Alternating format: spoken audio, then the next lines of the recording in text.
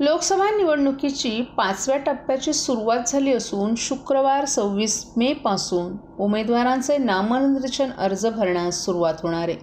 अवघे 5 दिवसच उमेदवारांना हे अर्ज भरता येणार असून सुट्टीचे दिवस वगळून उमेदवारांना उमेदवारी अर्ज भरता येणार आहेत।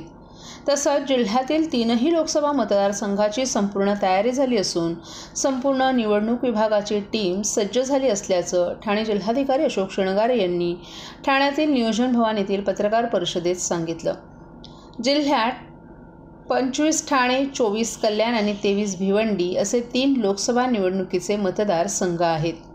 5व्या टप्प्यात ठाणे जिल्ह्याची निवडणूक होत आहे। या 3 मतदारसंघात 26 एप्रिल ते 3 मे सुट्टीचे दिवस वगळून उमेदवारांना निवडणुकींचे अर्ज भरता येणार आहेत, तर 4 मे रोजी छाननी आहे।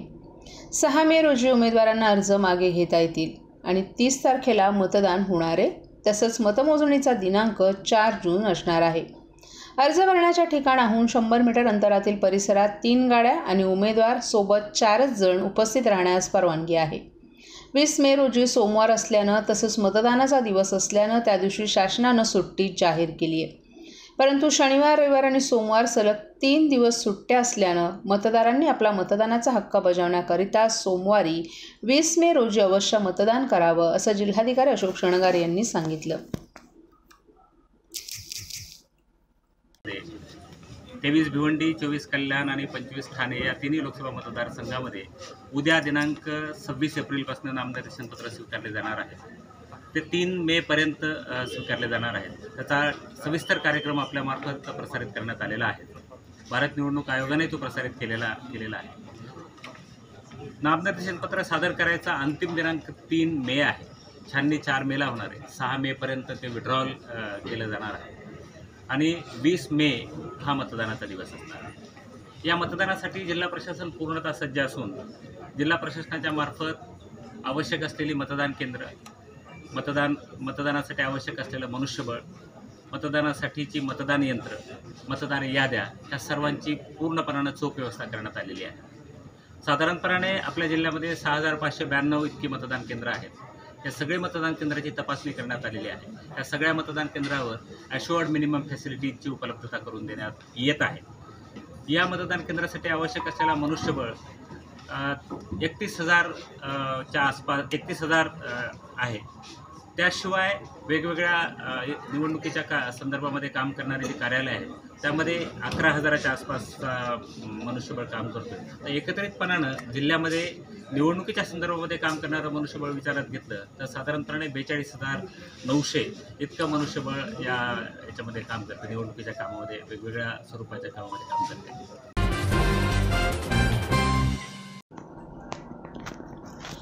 देशभरामध्ये लोकसभा निवडणुकीची रणधुमाळी सुरू आहे। एनडीए आघाडी आणि इंडिया आघाडीमध्ये जोरदार लढत सुरू आहे। आज देशातील दुसऱ्या टप्प्यातील मतदान देखील पार पडत आहे। मात्र ठाण्यामध्ये धक्कादायक बाब समोर आली आहे। याचे फोटो राष्ट्रवादी शरद पवार गटाचे नेते जितेंद्र आव्हाड यांनी शेअर केलेत। यावरून त्यांनी राज्य सरकारवर निशाणा देखील साधलाय। लोकसभा निवडणूक ईव्हीएम मशीनवरच घेण्यात येणार आहेत, याबाबत सुप्रीम कोर्टानं देखील निकाल दिलाय। निवडणुकीमध्ये अत्यंत महत्त्वाची भूमिका बजावत असलेल्या ईव्हीएम मशीन ठाण्यामध्ये भंगारामध्ये पडल्या आहेत। याचे फोटो सोशल मीडियावर तुफान व्हायरल होत आहेत। जितेंद्र आव्हाड यांनी आपल्या ऑफिशियल अकाउंटवर हे फोटो देखील शेअर केलेत। ठाण्यामध्ये भंगारात जमा झालेले ईव्हीएम मशीन वापरलं जात असल्याचा गंभीर आरोप राष्ट्रवादी काँग्रेस शरद पवार पक्षाचे नेते जितेंद्र आव्हाड यांनी केला आहे। जितेंद्र आव्हाड यांच्या आरोपानं एकच खळबळ उडाली आहे। जितेंद्र आव्हाड यांनी आपल्या अधिकृत एक्स अकाउंटवरून ठाण्याच्या दादोजी कोंडदेव स्टेडियममध्ये भंगारामध्ये जमा झालेल्या ईव्हीएम मशीन्स आणि हजारो मतदान कार्ड सापडल्याचे व्हिडिओ पोस्ट केले आहेत। 2014 सालापासून या वस्तू दादोजी कोंडदेव स्टेडियमच्या स्टोअर रूममध्ये पडून असल्याचा दावाही त्यांनी केलाय। ठाणे महानगरपालिकेच्या कारभारावर प्रश्नचिन्ह उपस्थित करत त्यांनी सडकून टीका केली आहे।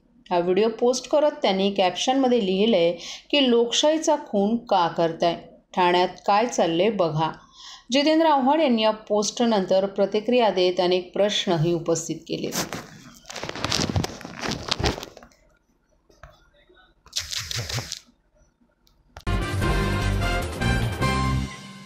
सर्व नागरिकांना आवाहन करण्यात येत आहे की सध्या डासांमार्फत पसरणाऱ्या डेंग्यू या आजाराचा प्रसार रोखण्यासाठी प्रत्येकाने पुढील प्रमाणे कार्यवाही करावी. डेंग्यू आजार एडिस इजिप्ती हा डास चावल्याने होतो. या डासांची पैदास साचलेल्या किंवा साचवलेल्या स्वच्छ पाण्यामध्ये होते. 8 दिवसांपेक्षा जास्त दिवस पाणी उघडे व साचून राहिल्यास त्यात डास अंडी घालतात. अंड्यांच्या अळ्या तयार होऊन पुढे डास तयार होतात.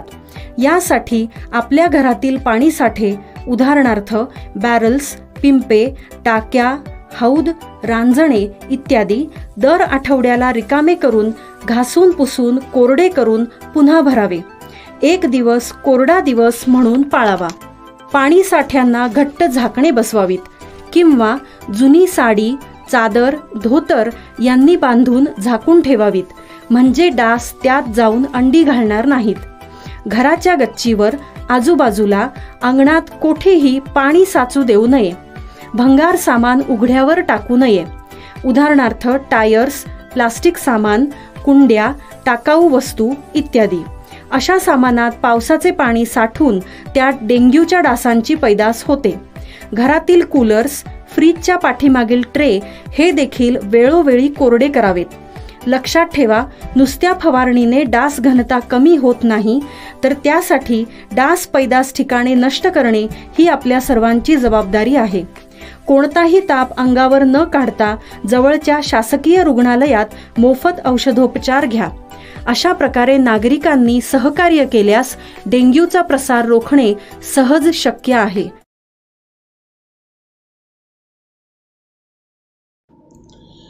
ठाणे जिल्ह्यातील भिवंडी, कल्याण आणि ठाणे लोकसभा मतदारसंघातील दिव्यांग मतदारांनी मतदान करावं यासाठी जिल्हा निवडणूक यंत्रणेनं विशेष व्यवस्था केली आहे. लोकसभा सार्वत्रिक निवडणूक 2024 ही निवडणूक दिव्यांग मतदारांसाठी सुलभ निवडणूक होण्याकरिता जिल्हा निवडणूक प्रशासनानं मतदान केंद्र तळमजल्यावर आणण्यासह केंद्रांवर रॅम्पची व्यवस्था, व्हीलचेअर उपलब्ध करून देणं, मतदानासाठी प्राधान्य, मदतनीस देणं यांच्यासह विविध सुविधा देण्याची तयारी केली आहे, अशी माहिती जिल्हा निवडणूक अधिकारी तथा जिल्हाधिकारी अशोक शृंगारे यांनी दिली आहे.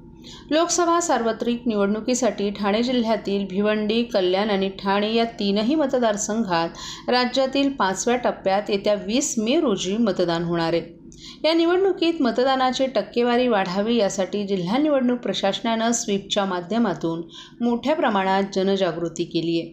तसंच मतदानापासून कोणताही घटक वंचित राहू नये यासाठी संपूर्ण तयारी प्रशासनानं केली आहे. ज्या इमारतींमध्ये 1 किंवा 2 मतदान केंद्र असतील तेथे 1 व्हीलचेअर, 2 ते 3 मतदान केंद्र असलेल्या ठिकाणी 2 व्हीलचेअर आणि 4 ते 5 मतदान केंद्र असलेल्या ठिकाणी 3 व्हीलचेअर उपलब्ध करून देण्यात येणार आहेत. याबरोबरच दिव्यांग मतदारांना सुलभ व्हावं यासाठी 3ही लोकसभा मतदारसंघातील सर्व मतदान केंद्र ही तळमजल्यावर आणली आहेत. तसंच आवश्यक तेथे रॅम्पची व्यवस्था करण्यात येणार आहे. मतदान केंद्रांमध्ये दिव्यांगांना मतदानासाठी प्रथम प्राधान्य देण्यात येणार असून आवश्यकतेनुसार मदतनीसही देण्यात येणार आहे. मतदान केंद्र परिसरात पिण्याचं पाणी, वैद्यकीय सुविधा, शौचालय, विश्रांती कक्ष इत्यादी सुविधाही उपलब्ध करून देण्यात येणार आहेत. तसंच दिव्यांगांना मतदान केंद्रांवर आणणं आणि परत घरी सोडण्यासाठी वाहतुकीची व्यवस्था करण्यात येणार असल्याचं उपजिल्हा निवडणूक अधिकारी अर्चना कदम आणि समन्वयक अधिकारी संजय बागुल यांनी सांगितलं.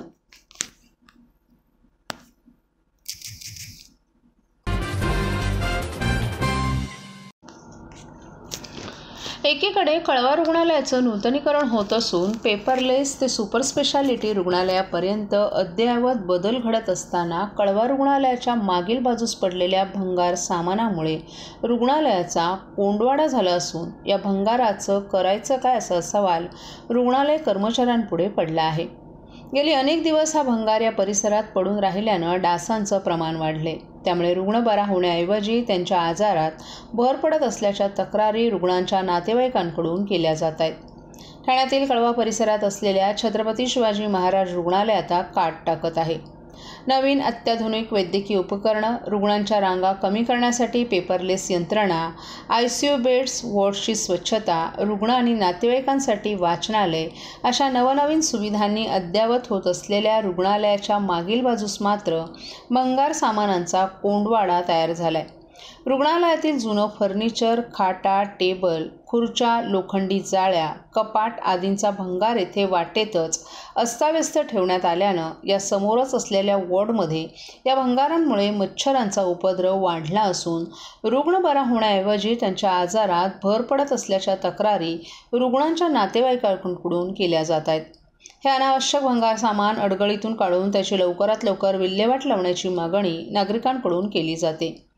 एकीकडे रुग्णालयाचं रुपडं पालटत असताना या भंगारचं करायचं का असा सवाल येथील सफाई कर्मचारीही करत आहेत. वरिष्ठांकडून या सामानाच्या विल्हेवाटीसाठी कोणतेच आदेश किंवा कार्यवाही होत नसल्यानं ते तिथेच अनेक दिवस पडून असल्याचं काही कर्मचाऱ्यांनी खासगीत सांगितलं.